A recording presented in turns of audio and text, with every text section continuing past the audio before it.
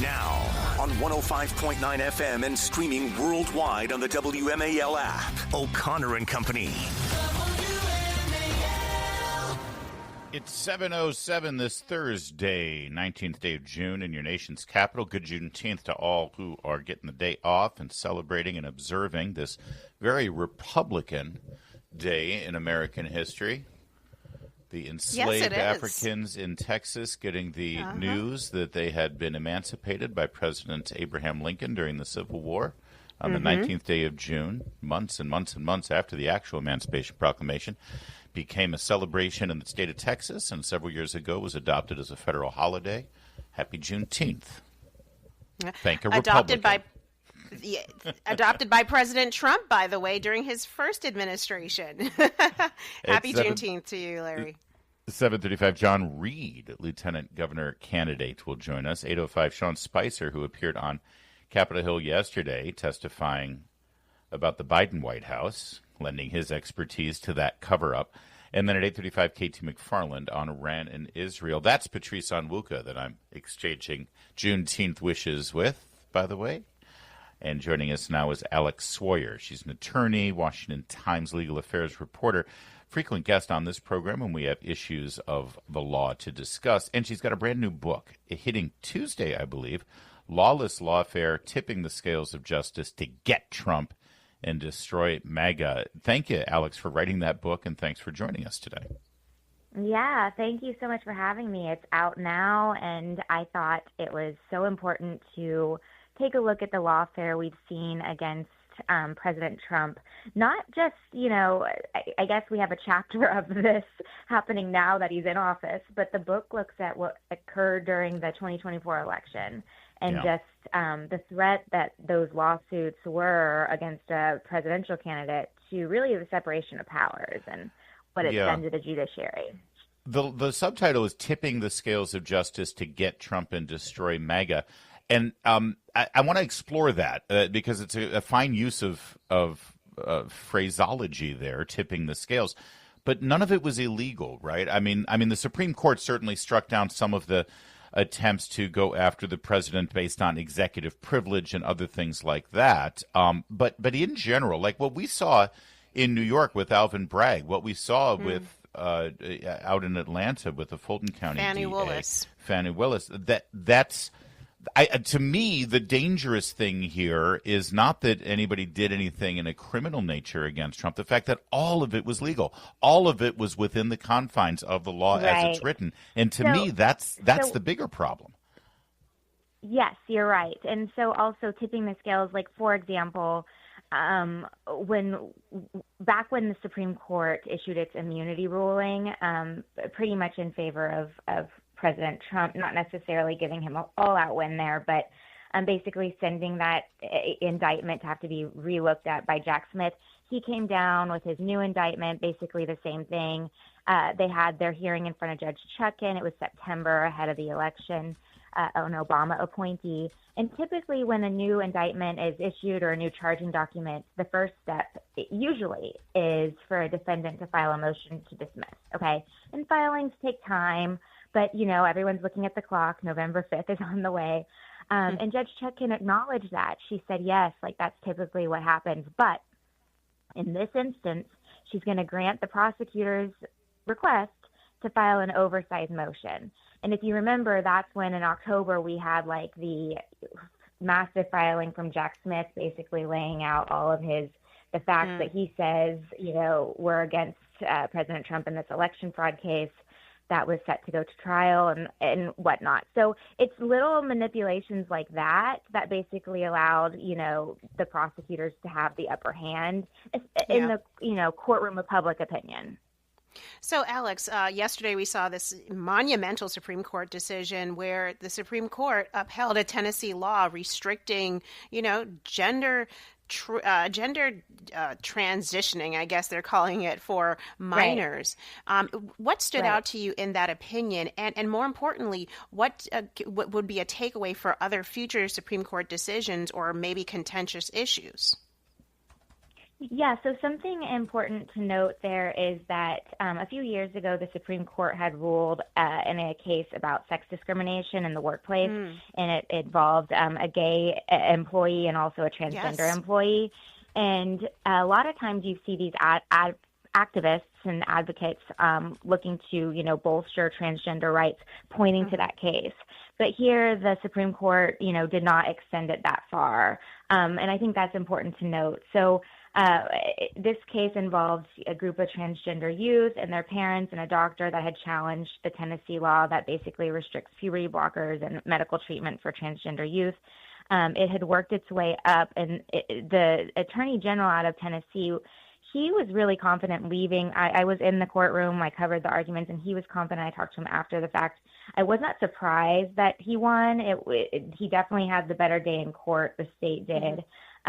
So the way that the majority framed this was, although these transgender youth are claiming that this law is discriminatory on sex, sex discrimination, basically saying transgender youth can't have access to these drugs, the majority said no, like this law turns on age. It's an age issue, and also that these drugs can be given to male and female. It's based on the actual diagnosis, gender dysphoria. So they shut down that sex discrimination claim. So, Alex, while we've got you, and thank you for that insight into the decision that was made yesterday, just to peel back a little bit more on the book and the lawfare. Lawless Lawfare is the name of the book, Lawless Lawfare. And as the law was used as a weapon against Donald Trump in particular, there's nothing stopping the Democrats from doing this again. And you're right. Are there reforms that need to be put in place? Do we just need to count on the better angels of elected officials, which always leads us into trouble? Because this isn't That's new. I mean, question. They did this against senators. They did this against Governor McDonnell in Virginia. They did this against a senator in was it Senator Williams, I think, in Alaska. I mean, this is not new, but it does seem to be, for the most part, Democrats who do this. They get entrenched in the Justice Department. They get entrenched in these activist groups like the ACLU, and they just go to court, go to court, go to court. Is the only way to stop this but just sort of equalizing the playing field and have Republicans do the same back to them until it stops, like the Cold War with the Soviet Union? So, I asked that exact question to a number of people that actually lent their voices and talked to me about their experience. So in the book, you hear from Laura Trump, Don Jr., General Michael Flynn, John Eastman, just several people who were plagued by not just Trump, right, his inner circle too, as well as even supporters. It was interesting for me to learn that some of these Democrats in big law firms actually went after everyday, Trump supporters, like out in Texas, that did the rival Biden bus protest, and they went after them in a civil lawsuit, claiming that they violated the rights to vote under the Ku Klux Klan Act, and that cost these people hundreds of thousands of dollars to defend. So, I asked Steve Bannon, for example. He said, well, he thinks that very public hearings need to happen that can help right these type of lawfare wrongs. Governor Blagojevich, he spoke to me about his experience back in the day, and he said it was kind of like a playbook for what he watched happen to Trump. And he said, that there could be a presidential commission set up, something of bipartisan nature that looks at the use of courts in these political type lawsuits. There was different suggestions. I asked Ken Paxton, Texas Attorney General, about why, lawfare isn't new, what you were hitting on, but why all of a sudden has it exploded? And his reason was because of how effective Donald Trump is. And one of the things I also learned from writing this book and the research I did was the media. The coverage was just so one-sided. For example, CBS, it was, when we're talking about the Fani Willis, Georgia lawsuit, ABC and CBS ran 99 stories about the Fulton County lawsuit against Trump and his allies, and never mentioned that Fani Willis was a Democrat. At the time, she was running for re-election. How do you not do that as a journalist? Right? So there's just a lot of, I dug into a lot of the Media Research Center had data on all this. So it was just very eye-opening. Another fact I was troubled by was I saw from all the gag orders President Trump was under from these court cases, the criminal ones especially troubling. He did not about 90 campaign rallies while under these gag orders. And if you care about the First Amendment, if you care about political speech, like that's troubling to have your leading presidential candidate not able to speak freely out on the campaign trail. So, you know, it goes case by case. And I even make the argument that this started, right, exactly. It was to bankrupt and to silence them. Yes, you are right. And I make the argument that this actually began during the first Trump administration with special counsels, and then we went into impeachments and then graduated to indictments. Yeah. We got to leave it there, but we appreciate the conversation always with you, Alex Swoyer, and we look forward to reading the book, Lawless Lawfare. It is available now. I'm sorry for saying it was next week. I don't know why I thought it was next week. No, it was this Tuesday. Out this Tuesday, Barnes & Noble and Amazon. So thank you so much for your time. WMAL, making sense of the news. Live from the Home Paramount Pest Control Studios. Home Paramount, the leader in pest control since 1939. Continuing our morning conversation here on this June 19th, Sean Spicer is going to be joining us at 8:05 to talk about the hearing yesterday in the Senate. It's called Unfit to Serve, How the Biden Cover-Up Endangered America and Undermined the Constitution. That seems like the important topic for the Judiciary Committee in the Senate to take up.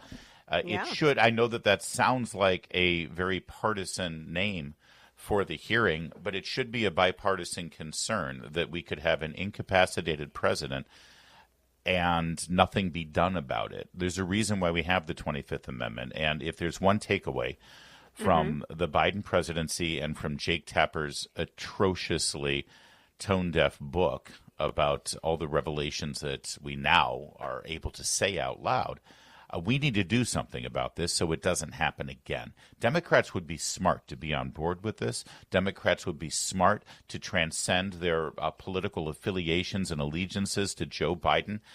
Democrats would be very smart to step forward and say, yep, this was bad, this was wrong, let's make sure it doesn't happen again. Democrats are not smart because they didn't do any of those things, Patrice. In fact, none of them were there at the beginning of the hearing. Only two of them showed up at various times to ask questions. And as I said, Sean Spicer will be joining us a little later. He's perfectly positioned to actually comment on this since he worked in the White House and he knows what it's like to interact with the chief executive. Do we want to listen to some of the? Yeah, you know what? Let's listen to some of the hearing real fast, sure, and then we can comment. Let's start. I think this was very important. Theo Wald was one of the testimonies too. Witnesses. He's a visiting fellow from Heritage Foundation, talking about the legality of use of the auto pen. This is cut 20. A number of your colleagues on the Democrat side have said, well, there's an OLC opinion here. We don't need to talk anymore. There's an OLC opinion. It says you can use the auto pen. The opening paragraph of that OLC opinion says you can use the auto pen, but only when the president directs that you do so under his decision-making power, right? It is very clear again and again that the president actually has to make the decision. That cannot be delegated to a staffer or an advisor. And there's no indication here that anyone other than staff were making these decisions. And Patrice, I think that's the crux of this. What got done during the Biden White House using that auto pen, using the executive authority of the president outside of the president's knowledge? That's a scandal, and it still hasn't really been investigated. Well, it's like, someone kidnapping the president and then pretending to be him and just doing whatever policy changes they want and, launching military attacks. We've seen these in movie trailers. I mean, I think the reason why you didn't see Democrats there yesterday is because they are absolutely complicit in the cover-up. They have acknowledged themselves, he shouldn't be on the top of the ticket when it became publicly, then they could deny it any longer. And so it shouldn't have been. This should have been a bipartisan moment to say, yeah, he was unfit to serve. We agreed with that, which is why we put his vice president on the top of the ticket. Let's listen to a little bit more here from Senator Ted Cruz, who had plenty to say about his colleagues on the other side of the aisle not showing up. Cut 16. And following that debate, the Democrats recognized the collapse. They pulled out their knives. and took out President Biden like Caesar on the Ides of March. For all of their strutting about, protesting that they support democracy, not a one of them gave a damn about democracy when they pulled Biden off the ballot and dropped Kamala Harris in without a single Democrat primary voter voting for him. And you know what? Not a single Democrat is here today because not a single one of them gives a damn about the fact that they lied to the American people for 4 years. They knew. Every one of them knew that Joe Biden was mentally not competent to do the job. The White House press secretary, she knew when she stood in front of the American people and lied over and over and over again. That was pretty strong stuff from Senator Cruz, as you usually get. It's 7:23. Okay, coming up, we've got John Reid, Republican nominee for the Virginia Lieutenant Governor. He's going to share his post-primary update and what he's looking forward to in the race. Stay with us. It's O'Connor and Company at 7:30. WMAL-FM, Woodbridge, Washington, a Cumulus media station. Making sense of the news. News Talk 105.9. WMAL. News now. Now, on 105.9 FM and streaming worldwide on the WMAL app. O'Connor and Company.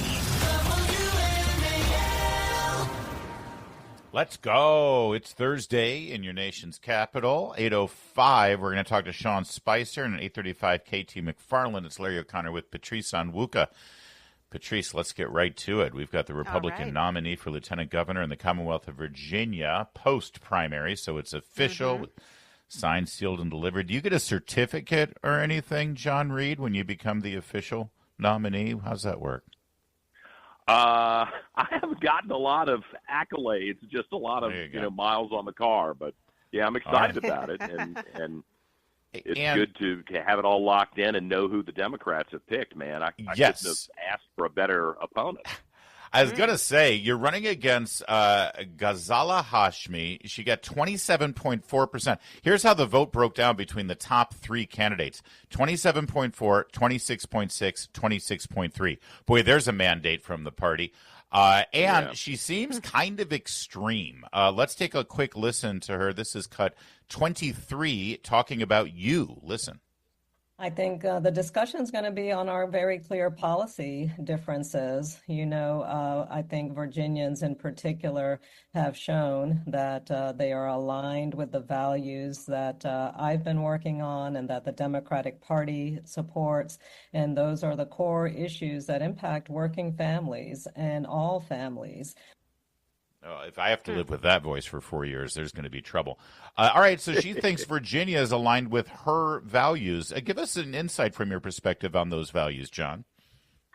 Listen, she's really extreme. She arrived in the state Senate about the time that Ralph Northam, the former Democrat governor, who kind of got bullied into passing terrible, terrible laws that neutered the police. Then you remember Ralph Northam's very tyrannical lockdown of the state, the fact that he didn't do anything when there were riots in the streets in Richmond. And I just think this lady has been on the front edge of almost every bad law that's been passed in Virginia since 2020. And yesterday I had that press conference at a middle school in her home county in Chesterfield, where my own father used to be a middle school principal, by the way. I'm not beating up on the public school system, but the school's got trouble. She's been the chairperson of the Senate Education Committee, and she seems to focus on everything except the issues that would actually improve test scores and restore discipline to the schools. And I got to tell you, I like to be nice to people. I'm not a total jerk. I want to be friendly. But she's going to have to own these bad decisions and the bad policies she's pushing. Well, you absolutely need to hang them on her. I think it's so interesting. I'm just looking at some of the positions she's taken and the posts she's made about ICE, against ICE enforcement of criminal illegal aliens. She's talking about climate change activism, and obviously this is Pride Month, so she's right there in that camp. What do you think could be the breakout issue, though, for you in this and the team you're running with in this election cycle? Well, it's going to be education everywhere I go around the state. I put, I don't know, I haven't even added up how many thousand miles it's been back and forth everywhere. And it's great, but everybody brings up education. They're distressed. They want to see the test scores up, but that they go up, but they also recognize that the kids are out of control. The discipline is completely non-existent in our public schools. Not universally, but there's a problem there. Yeah. The other thing that everyone brings up, and maybe it's just because so many people paid their car tax here in June, they hate this doggone car tax, and they're mad that they've got to pay a tax every year for something that's a diminishing asset that they paid for, and it's like you're renting it from the government until you finally get rid of it. And they don't like a bad timeshare arrangement. They do not like it. And then I've been kind of upset. Maybe this was sliding by me, but there have been some seniors who seem really close to losing their family homes because the property assessment has gone up so high, and now they can't afford the taxes because they're on fixed income. Somebody's got to take that seriously. And listen, if you've been in the state Senate for the last five years plus, tell me what you've done to solve these basic problems rather than talk about CRT and DEI and how much you hate the dead Confederates and how you think it's okay to mutilate kids with the trans ideology that most people are rejecting across the United States. I mean, that's how radical she is. In fact, John Reid, forget about just being okay with the mutilation of children. She, as the chairman of the Education Committee, spearheaded stopping Sage's Law. Sage's Law in Virginia, which passed the House, had a very simple notion, which is government employees under the guise of the public school system should not keep secrets of a sexual nature or of any nature from a child's parent. And teachers and counselors at public schools are not allowed to get between a student and their parent with regard to their gender identity. She made sure that that law died. You got to hang that around her neck. She thinks she knows better than parents in Virginia. The Democrats didn't learn from the loss of Terry McAuliffe 4 years ago. You know, I mean, he's not governor, and Glenn Youngkin blessedly is governor because Terry McAuliffe said the quiet part out loud, that they're not really your kids. You're not really in charge. And she's been a part of that whole mindset and movement. The Democrats, they're going for broke on that attitude. I just don't think it's going to work, and I'm gonna hold them accountable. John Reid's the Republican nominee for Lieutenant Governor in Virginia. You mentioned Glenn Youngkin. I'd be remiss if I didn't point out that a couple of months ago there was a dust-up between you and people affiliated with Governor Youngkin himself. Have you mended that fence? I think it would be an asset for you to run Commonwealth-wide with Glenn Youngkin at your side. Will we see that? Well, you know, I think Glenn Youngkin's done a good job as governor. He stopped 200 bad bills from becoming 200 bad laws. I am certainly glad he's governor. Regrettably, I haven't heard from him. We haven't talked in 2 months. I don't really get it. I don't know why. I would think there would need to be a conversation. But, you know, a lot of people seem to be mad at me. And, I can't worry about it. I just got to focus on all of us winning. Right. And I'm a team player. I'm a loyal Republican. I'm not just because I got a dust up or a problem with one person who may be a big deal doesn't mean that I'm not going to work hard for the team. I just promise you that. All right. We will continue the conversation. Thank you, Sadly, sir. we're out of time now, but we will have you back. There's much more to discuss, and hopefully you can coalesce Republican voters and the Republican Party around your campaign so that we, at the very least, keep Ghazala Hashmi from being lieutenant governor. That would be a disaster. I'm going to work hard to make that happen. Larry and Patrice, thank you. I really appreciate it. John Reid, he's running for lieutenant governor. Check out his campaign at 744. WMAL's Vince Colonnese, weekdays at noon on 105.9 WMAL, making sense of the news.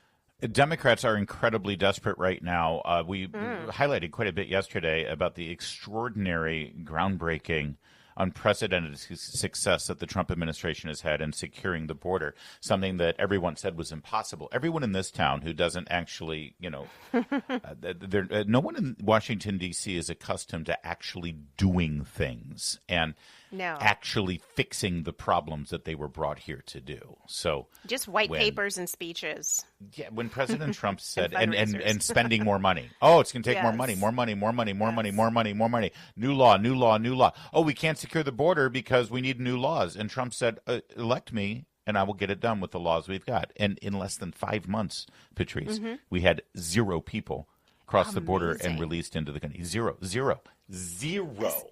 From what, 5,000, 10,000 a day? We also had insane. 1 million people self-deport so far. Yeah, that's impressive. Which is huge.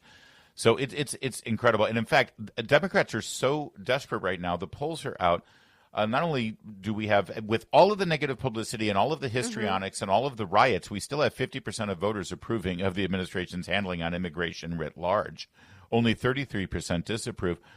Strikingly, today's playbook in Politico, a quarter of Kamala Harris voters approve of the president's immigration policy. Oh, wow. Think about that. 25% of Kamala Harris voters. So how desperate are they? This is how desperate they are. Take a listen to this ad that they're now running. This is from the Progress Action Fund, one of those well-funded Democrat activist groups, about Trump's immigration policy. It's laughable. Listen.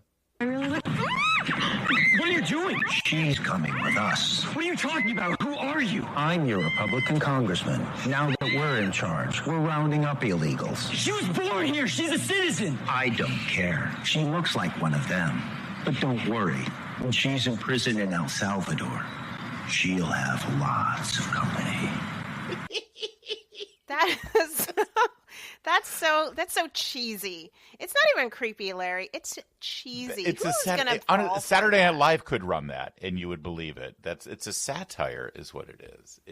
Listen. I mean, the left didn't care when Trende Aragua was human trafficking teenage girls and young girls and women, kidnapping them and pushing them into the sex trade, or MS-13. Pick your illegal immigrant gang of your choice. They don't care about the human trafficking at the southern border. No. Oh, but your creepy white male older Republican in office is going to arrest your girlfriend and send her to jail. Right. I mean, it's just ridiculous. It's all they've got left. You can't take these people seriously. It's all they've got left. They cannot argue the policy. They cannot argue the effectiveness. Yeah. They cannot argue the law. So what they're saying is stuff up. Hey, white dudes, Republicans are going to kidnap your brown-skinned hot girlfriend. That's what they got. It's not going to work. It's 7:53.